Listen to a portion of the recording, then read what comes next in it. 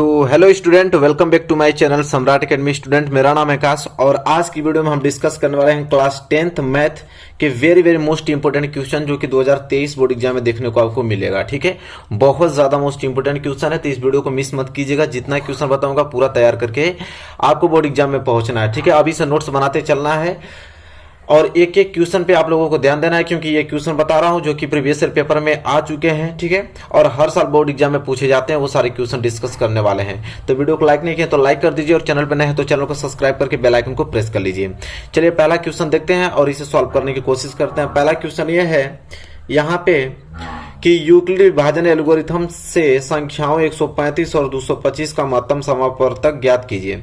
देखिए कह रहा है कि यूक्लिड विभाजन एल्गोरिथम से हमें 135 और 225 का महत्तम समापवर्तक ज्ञात करना है। महत्तम मतलब क्या होता है आपका एचसीएफ ज्ञात करना है। ठीक है, तो चलिए देखिए किस प्रकार हम लोग इसका एचसीएफ ज्ञात करेंगे।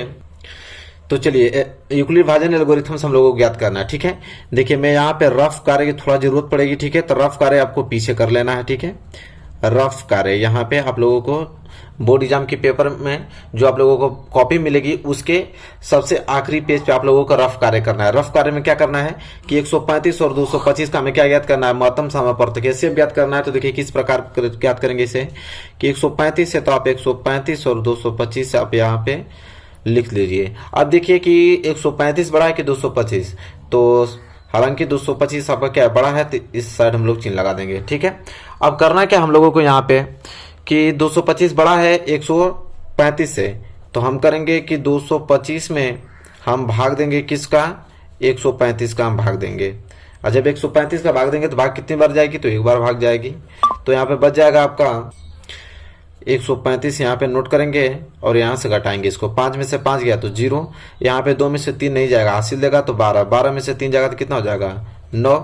ठीक है, और ये हो जाएगा कैंसिल, तो 90 बच गया।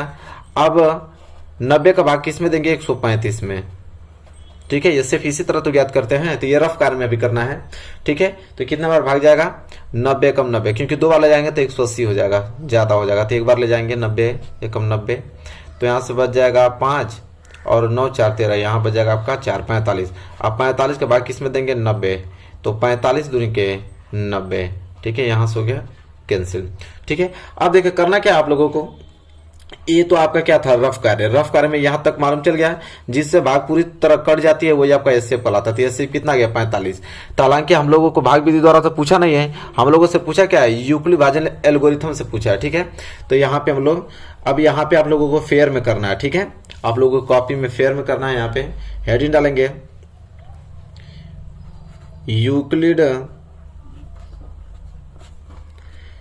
विभाजन एल्गोरिथम से।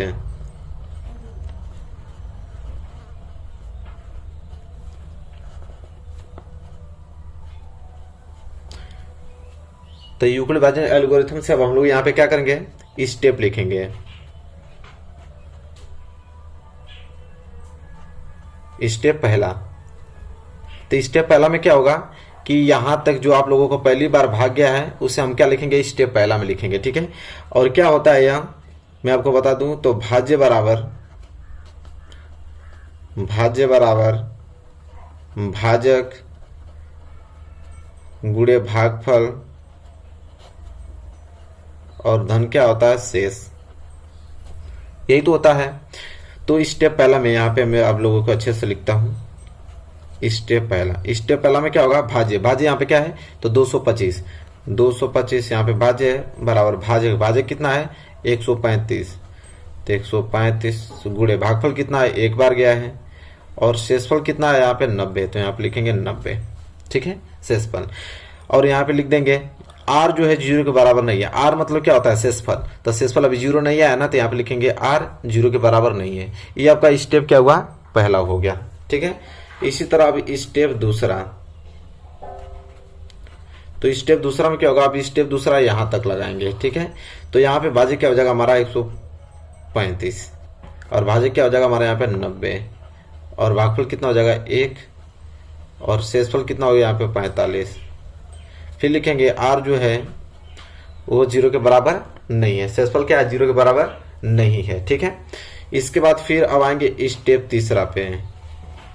स्टेप तीसरा में अब इस वाले में लगाएंगे, तो यहाँ भाज्य क्या हो जाएगा 90, भाज्य क्या हो जाएगा 45 और भागफल क्या हो जाएगा 2 और शेषफल 0, क्योंकि कट गया यहाँ पे। और यहाँ पे लिखेंगे r जो है 0 के बराबर है, क्योंकि शेषफल 0 आ गया। तो जहाँ 0 आ जाता है शेषफल, तो जिससे भाग देने पे 0 आता है वही आपका एचसीएफ होता है। इसलिए हम लिखेंगे कि 135 और 225 का जो एचसीएफ होगा, महत्तम समापवर्तक होगा, कितना होगा 45 होगा। अब ये हो जाएगा आपका आंसर। ठीक है, तो इस प्रकार आपको हल करना है। तो यह वाला क्रिया आपको क्या करना है, रफ कार्य में, फेयर में आपको यहां तक पूरा अच्छे तरीके से करना है। ठीक है, आपको पूरा फुल मार्क्स आपके मिल जाएंगे। चलिए, तो आई होप आपको क्लियर हो गया होगा ना। पहला क्वेश्चन आपको समझ में आ गया। तो ये क्वेश्चन आपको जरूर पूछा जाएगा। ठीक है, 2 संख्या दे देगा, उसका पूछेगा महत्तम समापवर्तक ज्ञात कीजिए। ठीक है, तो इसी प्रकार आप लोगों को ज्ञात करना है। चलिए, अब हम क्वेश्चन नंबर दूसरे को करते हैं। ठीक है, क्वेश्चन नंबर दूसरा यह है, क्या है कि शीत केजी की करणी में 2 एक अपरिमेय संख्या है। तो अगर इस क्वेश्चन को अगर आप सॉल्व कर लेते हैं तो सेम उसी प्रकार आप करणी में 5 आएगा तो करणी में 5 भी कर लेंगे, करणी में 7 आएगा तो करणी में 7 भी कर लेंगे। ठीक है, तो एक करना अगर आप जान जाएंगे तो करणी में 5 आएगा तो भी कर लेंगे, करणी में 7 आएगा तब भी कर लेंगे। ठीक है, तो एक को अच्छे तरीके से समझ लीजिए और फिर उसी के बेस पे जो भी पूछेगा आप आसानी से उसी प्रकार आप लोगों को कर लेना है। क्या करेंगे, शीत केजी की करणी में 2 एक अपरिमेय संख्या है। अब हमसे पूछा है अपरिमेय संख्या है, तो देखिए इसका हल। तो देखिए हल में आपको लिखना क्या है, सबसे पहले लिखेंगे कि माना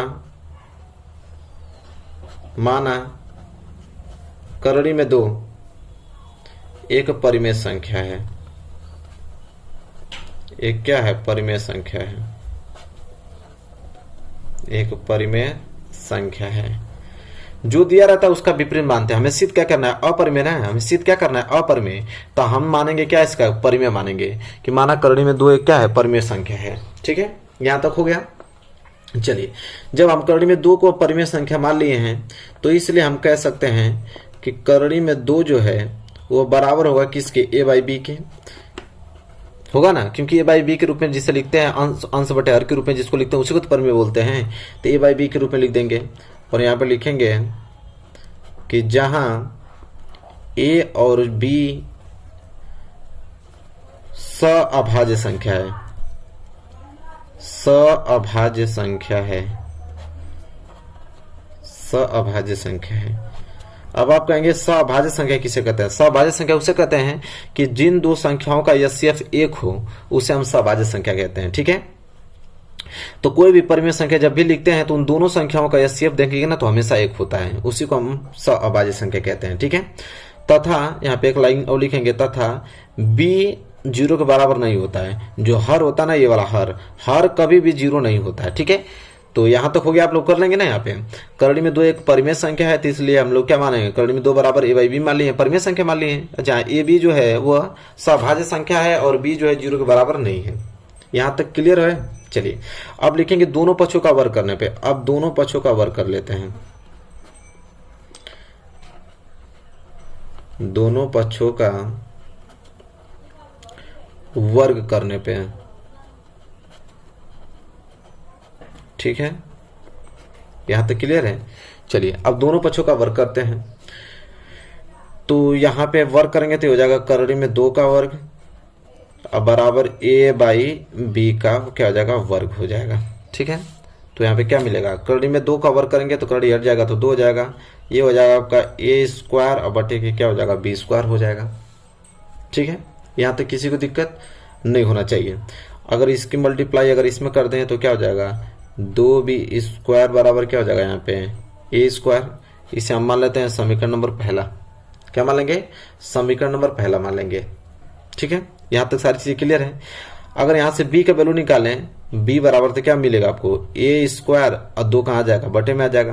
तो यहाँ पे देख पा रहे हैं एक चीज कि जो 2 है ना वो a स्क्वायर को विभाजित करता है, जो 2 है वो a स्क्वायर को क्या करता है, विभाजित करता है।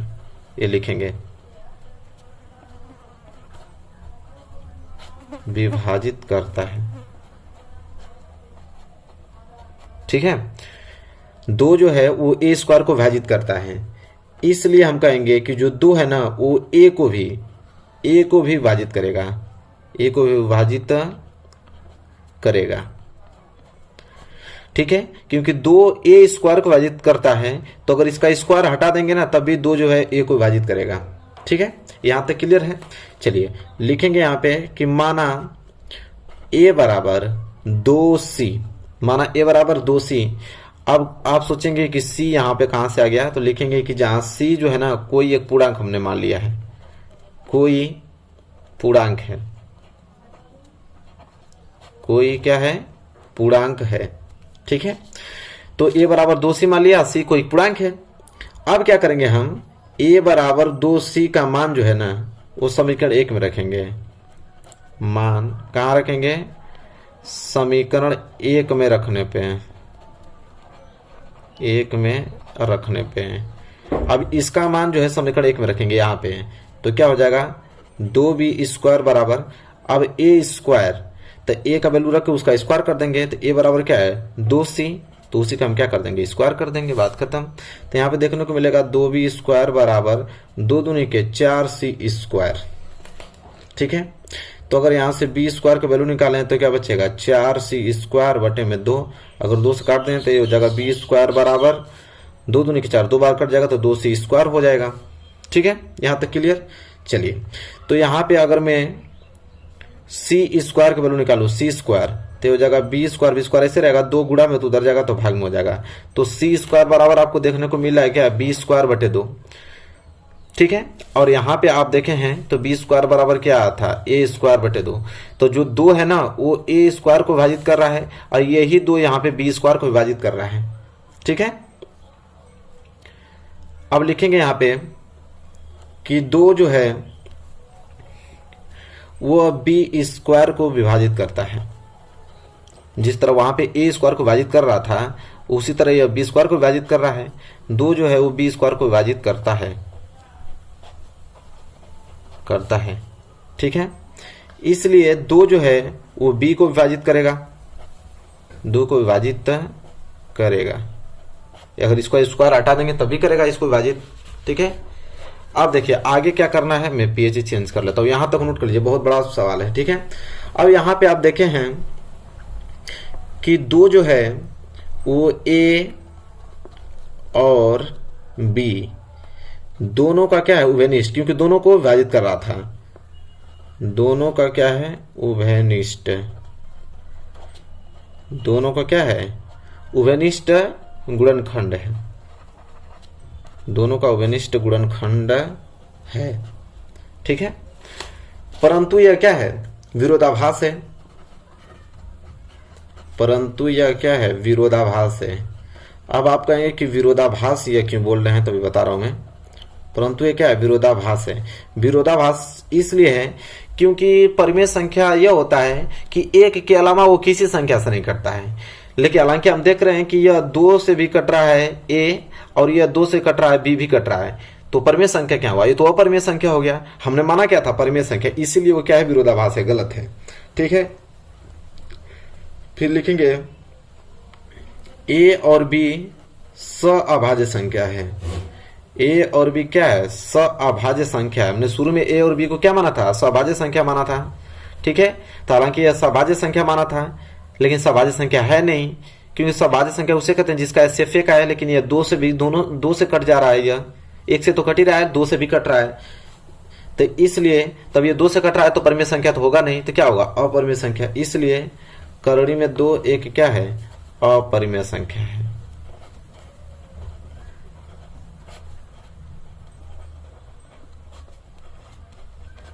ठीक है, करण में 2 क्या है, अपरिमेय संख्या। इस प्रकार आप लोगों को हल करना है। ठीक है, क्वेश्चन बहुत बड़ा था, इसे ध्यान से आप लोगों को नोट करके जाना है। अब बहुत ज्यादा इंपॉर्टेंट है, हमेशा एक क्वेश्चन यहाँ से बनता है। ठीक है, बोर्ड एग्जाम में, तो आई होप आप लोगों को क्लियर हो गया होगा अच्छे तरीके से। ठीक है, चलिए अब क्वेश्चन नंबर 3 देखते हैं। ठीक है, question number 3 very most important है। क्या है कि k के किस मान के लिए युगपत समीकरणों 3x + y = 1 तथा 2k - 1 x + k - y = 2k + 1 का कोई हल नहीं है।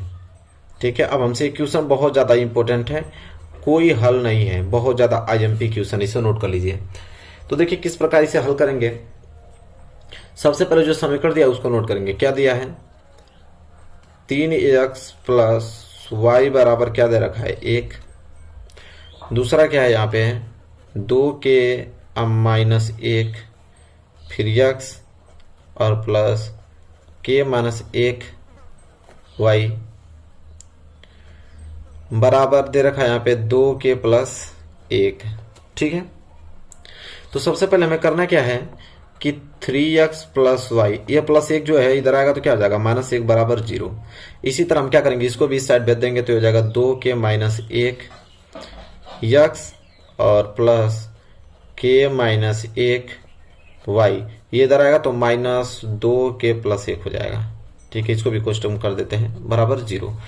अब दो समीकरण, एक समीकरण है एक समीकरण एक हो गया। ठीक है, तो दोनों समीकरणों को तुलना करेंगे तो इसे किससे करेंगे, a1x प्लस b1y और प्लस c1 बराबर 0। 1 1 इसलिए लगाए हैं क्योंकि ये पहला समीकरण है, और ये दूसरा समीकरण है तो इसे लिखेंगे a2x प्लस b2y और प्लस c2 बराबर 0। ठीक है, इससे इसको तुलना करेंगे। ठीक है, तो यहाँ पे देखिए x से x कैंसिल तो a1 बराबर क्या निकल गया 3, y से y या कैंसिल तो y के आगे एक छिपा होता है, इसलिए b1 बराबर क्या हो जाएगा 1 और c1 बराबर क्या हो जाएगा यहाँ पे माइनस के 1। यहाँ तक क्लियर है। चलिए इसी तरह x ये कैंसिल हो जाएगा तो क्या हो जाएगा a2 बराबर, तो a2 बराबर क्या हो जाएगा यहाँ पे 2k माइनस के 1 हो जाएगा। अब y से y इसको कैंसिल कर देते हैं तो b2 बराबर क्या आ जाएगा, ये पूरा का पूरा आ जाएगा k माइनस के 1 आ जाएगा। और c2 बराबर क्या हो जाएगा यहाँ पे c2 बराबर माइनस के 2k और प्लस के 1 आ जाएगा। ठीक है, चलिए यहाँ तक सारी चीजें क्लियर है। यहाँ तक इतना तो कर लेंगे आप लोग ना आसानी से, यहाँ तक कोई दिक्कत नहीं। अब हमके बोला है कि इसमें रैखिक समीकरण जो होगा कोई हल नहीं होगा। क्या बोला है, कोई हल नहीं है, कोई हल नहीं है। तो देखिए कोई हल नहीं है, तो कोई हल नहीं होने का प्रतिबंध क्या होता है कि a1 बाटा a2 जो है वो बराबर होता है b1 बाटा b2 के, और यह बराबर नहीं होता है c1 बाटा c2 के।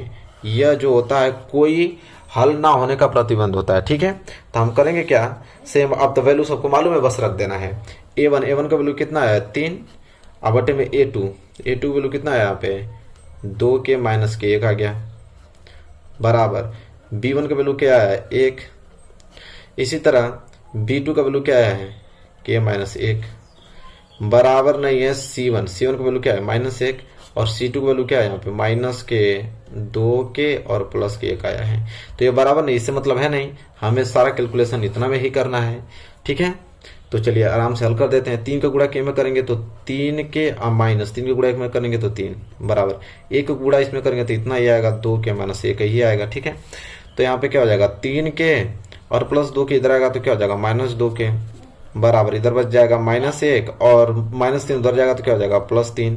तो 3k में से 2k जाएगा तो बच जाएगा 1k बराबर यहाँ प्लस 3 और माइनस 1 क्या बच जाएगा 2।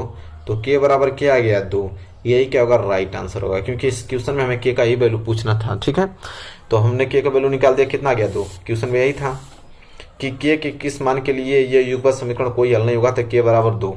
ठीक है, यहाँ पे आप लोगों का हल आ गया है, तो आई होप क्लियर हो गया होगा अच्छे तरीके से। ठीक है, कोई दिक्कत नहीं होना चाहिए बिल्कुल। चलिए क्वेश्चन नंबर 4 की तरफ बढ़िए। देखिए क्वेश्चन बहुत ज्यादा इंपॉर्टेंट है, इसको नोट कीजिए। चलिए देखते हैं क्वेश्चन क्या है कि दो संख्याओं का अंतर क्या है 26 है। दो संख्याओं का अंतर 26 है और एक संख्या दूसरी संख्या की कितनी गुनी है 3 गुनी है, तो संख्याएं ज्ञात कीजिए। ठीक है, तो दो संख्याओं का अंतर 26 और एक संख्या दूसरी संख्या की कितनी गुनी है 3 गुनी है। तो हमसे पूछा है कि संख्याएं ज्ञात कीजिए। संख्या हमको मालूम नहीं है तो संख्या को क्या करना पड़ेगा, हमें संख्या को मानना पड़ेगा, कोई ना कोई संख्या हमें मानना पड़ेगा। चलिए मानेंगे यहाँ पे हम लोग, तो लिखेंगे यहाँ पे हल में कि माना, लिखेंगे माना दो संख्याएं, क्योंकि दो ही संख्या माना है, तो माना दो संख्याएं x और y है, x और क्या है y है। दो संख्या को माना तो दो संख्या मैंने मान लिया कि माना एक संख्या x है और दूसरा क्या है y है। ठीक है, और एक संख्या बड़ी है और एक संख्या छोटी है। तो दो संख्या में जाहिर बात है एक संख्या बड़ी होगी एक छोटी होगी, तो चलिए हम लोग मान लेंगे यहाँ पे लिखेंगे कि जहाँ x जो है ना वो बड़ा है किस से y से। ठीक है, तो लिखेंगे जहाँ x ग्रेटर देन y है। ठीक है, तो यहाँ तक कोई दिक्कत बिल्कुल नहीं। दो संख्या माना था, एक हमने x मान लिया एक y मान लिया, और हमने कहा है कि x जो है ना y से क्या है बड़ा है। ठीक है। अब कह रहा है दो संख्याओं का अंतर 26 है। अंतर का मतलब इन दोनों का अगर अंतर देखें तो x माइनस वाई, दोनों संख्याओं का अंतर कितना है 26 है। तो यहीं से पहला समीकरण तो यहीं से आ गया। फिर कह रहा है कि एक संख्या दूसरी संख्या की 3 गुनी है। एक संख्या मतलब x जो पहली संख्या ना हो दूसरी संख्या y की कितनी गुनी है 3 गुनी है। तो x बराबर क्या हो जाएगा 3y, x बराबर क्या हो जाएगा 3y। और ये समीकरण नंबर क्या हो जाएगा दूसरा। अब x का वैल्यू समीकरण 1 में रख दें, ठीक है, कोई दिक्कत नहीं। तो लिखेंगे x बराबर 3y का मान समीकरण किस में रखने पर 1 में रखने पर, समीकरण 1 में रखने पर। तो चलिए रख देते हैं। तो इसमें रखेंगे तो x आ गया, तो x में क्या रखेंगे 3y माइनस ये क्या हो जाएगा y बराबर क्या हो जाएगा 26, ठीक है।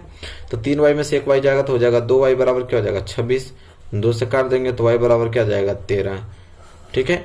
अब y बराबर 13 आ गया तो y बराबर 13 जो आएगा इसका वैल्यू हम क्या रख देंगे समीकरण दूसरे में। तो y बराबर 13 का मान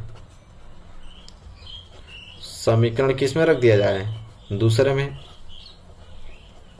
रखने पे, दूसरे में रखने पे, ठीक है। तो चलिए रख दिया जाए। दूसरा क्या है x बराबर 3y, तो x बराबर क्या हो जाएगा 3 गुणे y की वैल्यू क्या है 13, तो x बराबर क्या हो जाएगा 13 तिया 39। तो देखिए x बराबर 39 और y बराबर 13, एक संख्या दूसरी की 3 गुनी है कि नहीं, देखिए 13 तिया 39। तो वही संख्या पूछा था तो दोनों संख्या आ गया, एक संख्या 13 है दूसरी संख्या 39 है। तो कितना सिंपल है, इस प्रकार आप आसानी से हल कर पाएंगे किसी भी क्वेश्चन को, ठीक है। तो ये क्वेश्चन आप लोगों को समझ में आ गया ना अच्छे तरीके से, कोई दिक्कत बिल्कुल आप लोगों को नहीं होना चाहिए, ठीक है। चलिए अगला क्वेश्चन हम देखते हैं। अगला क्वेश्चन देखिए यहाँ पे यह है कि 1/3 हो जाती है जब अंश में से 1 घटाया जाता है, और वह 1/4 हो जाती है जब हर में 8 जोड़ दिया जाता है, तब वह भिन्न ज्ञात कीजिए। तो देखिए सबसे पहले हम लोग ध्यान देते हैं कि क्या पूछा है, वह भिन्न ज्ञात कीजिए। तो हमें भिन्न ही ज्ञात करना है। तो लिखेंगे कि माना वह भिन्न यक्स बटे क्या है वाई है, क्योंकि भिन्न को हम अंश बटे हर के रूप में लिखते हैं। तो माना वह भिन्न क्या है यक्स बटे वाई है, जहां लिखेंगे जहां अंश बराबर जो है वह यक्स और तथा हर बराबर क्या है वाई है, ठीक है, कोई दिक्कत नहीं होना चाहिए। तो हमने भिन्न को क्या माना है यक्स बटे वाई माना है। अब कह रहा है यह कि 1 भिन्न 1/3 हो जाती है। पहला लैंग्वेज देखिए, वह 1 भिन्न 1/3 हो जाती है जब अंश में से 1 घटाया जाता है। तो अंश हमारा यक्स है, इसमें से अगर 1 हम घटा देंगे तो यह भिन्न कितना हो जाता है 1/3 हो जाता है। फिर कह रहा है कि वह 1/4 हो जाती है जब हर में 8 जोड़ दिया जाता है। कह रहा है वही भिन्न मतलब यक्स बटे वाई भिन्न, यही भिन्न कितना हो जाता है आपका 1/4 हो जाता है। कब, जब हर में 8 जोड़ दिया जाता है। हर हमारा y है तो उसमें अगर 8 जोड़ देंगे तो यही भिन्न 1/4 हो जाता है, यही कह रहा है, ठीक है, और कुछ नहीं। अब सिंपल इसे हल कर लेना है। तो चलिए मल्टीप्लाई करेंगे 3 का गुणा x में तो 3x माइनस 3 एकम 3 और बराबर y गुणा x में करेंगे तो y, यह हो जाएगा 3x और प्लस y इधर आएगा तो माइनस y बराबर क्या हो जाएगा -3, -3 को उधर भी देंगे तो क्या हो जाएगा +3 और इसे हल करेंगे तो क्या हो जाएगा 4x बराबर y प्लस 8 गुणा 1 में करेंगे तो y प्लस 8 ही आने वाला है। तो हो जाएगा आपका 4x और माइनस वाई इधर आएगा, अरे प्लस वाई इधर आएगा तो क्या हो जाएगा -y और प्लस 8 इधर आएगा तो -8 बराबर 0। इसी तरह इसको भी इधर ही भेज देते हैं तो 3x माइनस वाई और +3 इधर आएगा तो -3 बराबर क्या हो जाएगा 0 हो जाएगा, ठीक है। तो ये समीकरण नंबर पहला हो गया, समीकरण नंबर दूसरा हो गया। चलिए इसे हल कर देते हैं। तो ये हो जाएगा 3x माइनस वाई -3 बराबर 0, समीकरण नंबर पहला। और दूसरा क्या है यहाँ पे 4x माइनस वाई और -8 बराबर 0, ये समीकरण दूसरा है। दोनों को हल करते हैं, ठीक है। तो ये भी माइनस ये भी माइनस, ठीक है। तो लिखेंगे यहाँ पे क्या करने पे घटाने पे, क्या करने पे घटाने पे। घटाने पे क्या होगा चेंज, जो चिन्ह होता है वो चेंज हो जाता है। यह प्लस है तो माइनस, ये माइनस है तो प्लस, ये माइनस है तो प्लस। अब माइनस वाई या प्लस वाई अब क्या हो जाएगा कैंसिल। इसी तरह यह +3x या -4x, तो बड़े में से छोटा घटेगा तो 4x में से 3x घटेगा तो x, लेकिन चिन्ह तो माइनस का ही लगेगा, ठीक है। और इधर +8 और -3 क्या हो जाएगा +5 बराबर 0। तो हो जाएगा -x बराबर -5 उधर जाएगा, अरे +5 उधर जाएगा तो -5 हो जाएगा, माइनस माइनस कैंसिल हो जाएगा। तो x बराबर क्या आ गया 5। अब x बराबर 5 किसी भी समीकरण में रख देंगे तो लिखेंगे x बराबर 5 का मान, x बराबर 5 का मान समीकरण 1 में रखने पे है, 2 में रखेंगे तभी भी आ जाएगा, ठीक है। 1 में रखने पे तो चलिए x बराबर 5 का मान समीकरण 1 में रख देते हैं।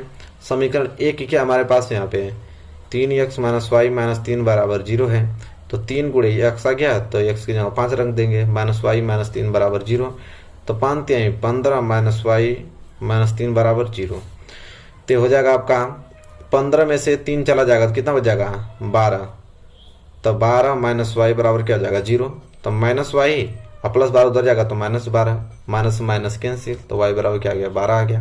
तो वाई बराबर 12 और x बराबर 5, तो वह भिन्न क्या हो जाएगा हमारा, वह भिन्न हमको भिन्न ही पूछा था, तो भिन्न को हम लिखे थे x बटे वाई के रूप में, तो x हमारे पास क्या है 5 और y के हमारे पास 12, तो वो भिन्न क्या हो जाएगा 5 बटे 12 हो जाएगा, यही हो जाएगा आंसर इसका, ठीक है।